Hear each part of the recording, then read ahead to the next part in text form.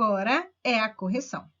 Iniciamos segunda série, a nossa aula 6, nossa aula de correção dos exercícios de fungos, que estão na página 247 e 248. Então, não me enrole. Quem não fez, dá um pause aí e vai fazer.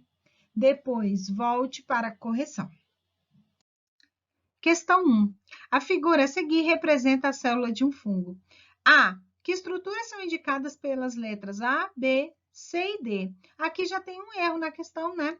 Eles esqueceram de tirar os nomes e colocarem as letras A, B, C e D. Então, eles queriam tirar a parede celular aqui e colocar a letra A. Eles queriam tirar o núcleo aqui e colocar a letra B. Eles queriam tirar a mitocôndria aqui, essa bonitinha aqui, e colocar a letra C. E eles queriam tirar os vacúolos e colocar a letra D. B.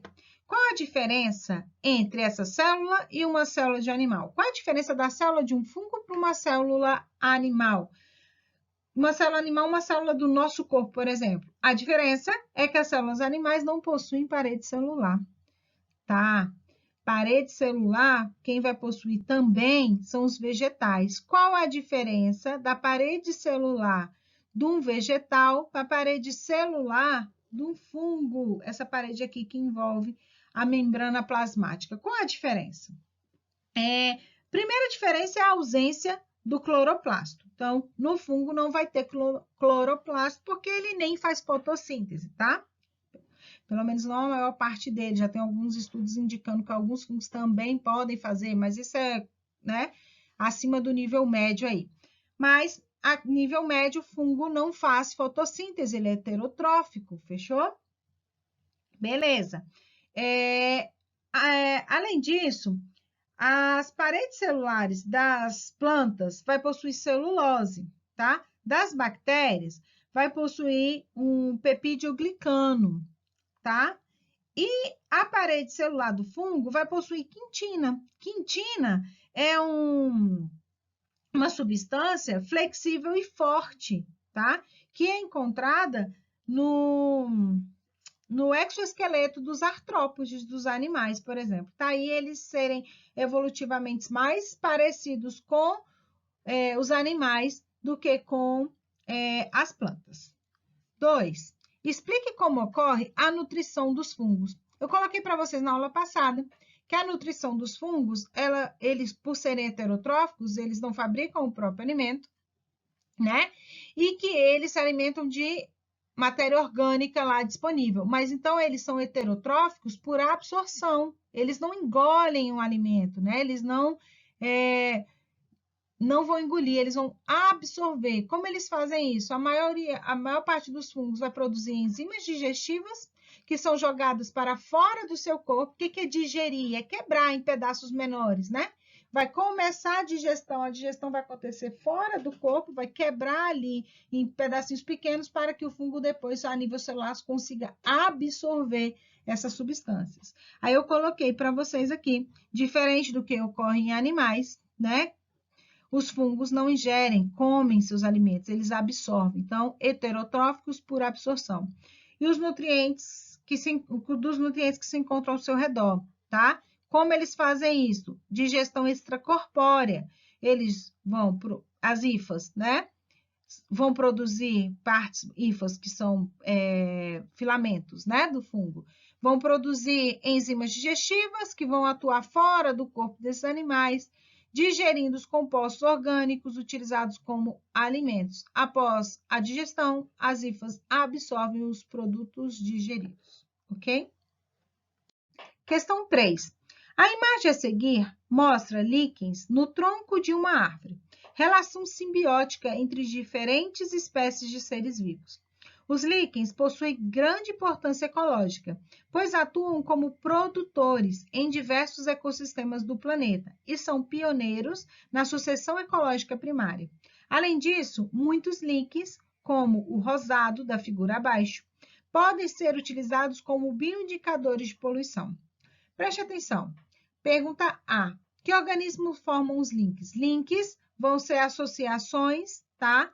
De fungos com algas. Quais tipos de fungos? Os ascomicetos, bagiomicetos ou zigomicetos, tá? A gente viu que tem tipos diferentes de fungo. E quais algas? As clorofícias ou as cianobactérias fazem fotossíntese. Por quê? Porque isso é uma relação mutualística. Vai ser o que vai responder aí a pergunta B. Qual é o benefício para cada um desses organismos nessa relação? Eles se ajudam, então os dois vão ter uma relação mutualística. Como? Os fungos vão receber matéria orgânica, porque eles não fazem fotossíntese, então eles recebem matéria orgânica pela alga, certo? Ou cianobactérias, e as algas ou cianobactérias vão receber do fungo água e sais minerais, certo? Então, fungo passa água e sais minerais para as algas e as algas passam matéria orgânica para o fungo, tá? Aí eu completei aí. Água e sais minerais essenciais para a fotossíntese e abrigo, uma vez que as hifas dos fungos envolvem os autotróficos e os protegem da dessecação, né? Ficar ressecado, e os efeitos dos raios solares. Então, onde a alga não poderia viver, porque não é um ambiente aquático, ela vive porque o fungo está ali dando água para ela, tá? E ela vai também ajudar o fungo dando matéria orgânica. C. Por que os líquens podem ser utilizados como bioindicadores de poluição? Pela sua sensibilidade a poluentes, tá? Então, antes de só observar um fungo, um líquen, desculpa, você pode ter um aviso antecipado se aquele lugar lá tem poluição ou não. 4. Fungos oferecem diversos benefícios para a humanidade e para os ecossistemas. A. Descreva um benefício dos fungos para a manutenção dos ecossistemas. Fungos são organismos decompositores que realizam o quê? A reciclagem da matéria orgânica nos ecossistemas, quando eles vão se alimentar, né? E isso é extremamente importante porque ele vai fazer essa ciclagem da matéria em decomposição, devolvendo aí os nutrientes, a matéria morta volta para o ciclo dos seres vivos. Fechou? B.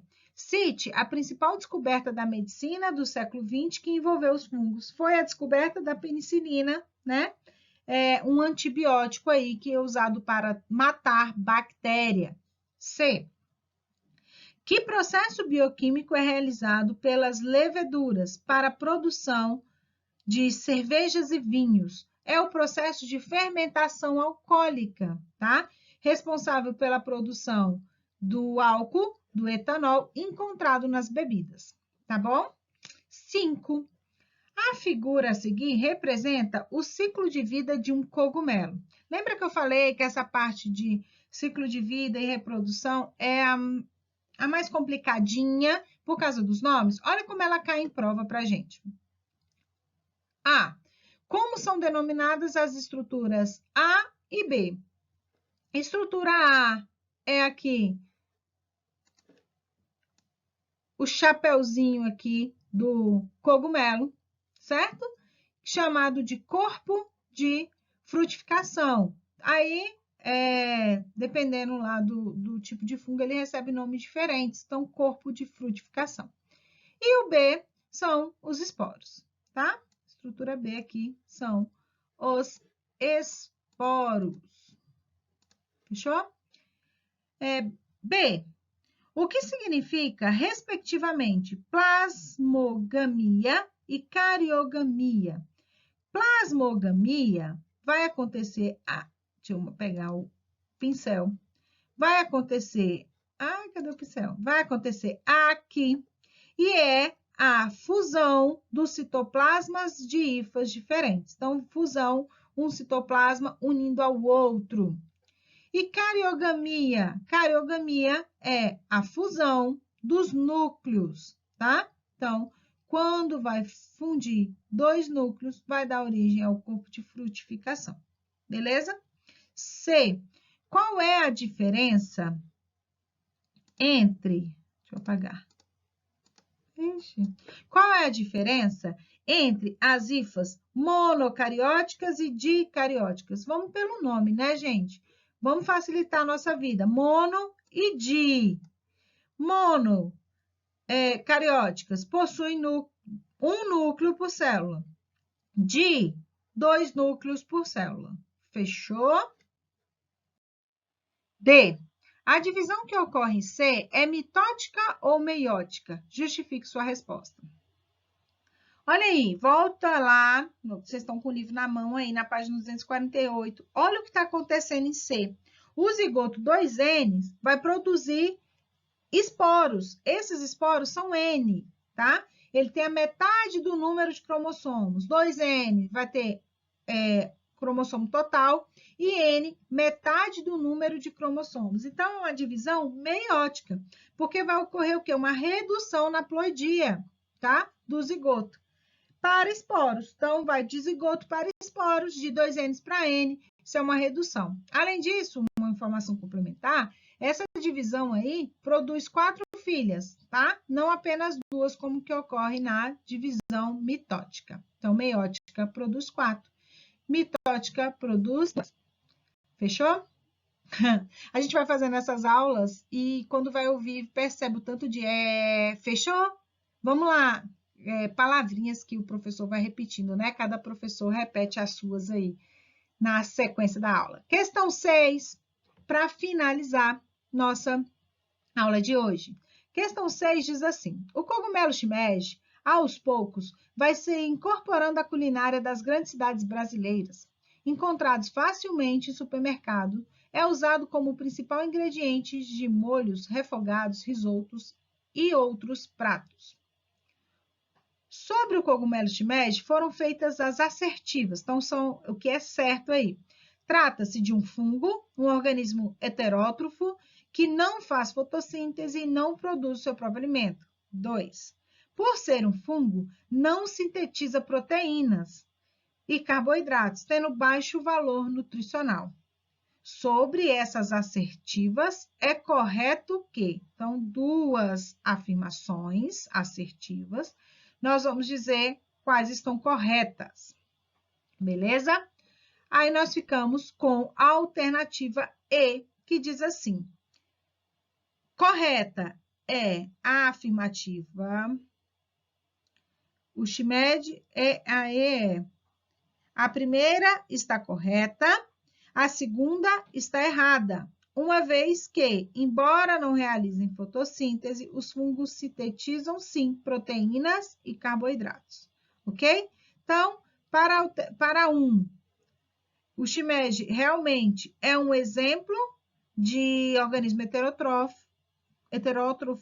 ou heterotrófico que não faz fotossíntese e não produz seu próprio alimento. A afirmativa 2 está errada, incorreta, porque o shimeji sintetiza carboidrato e proteína, além de possuir o quê? Um alto valor nutricional.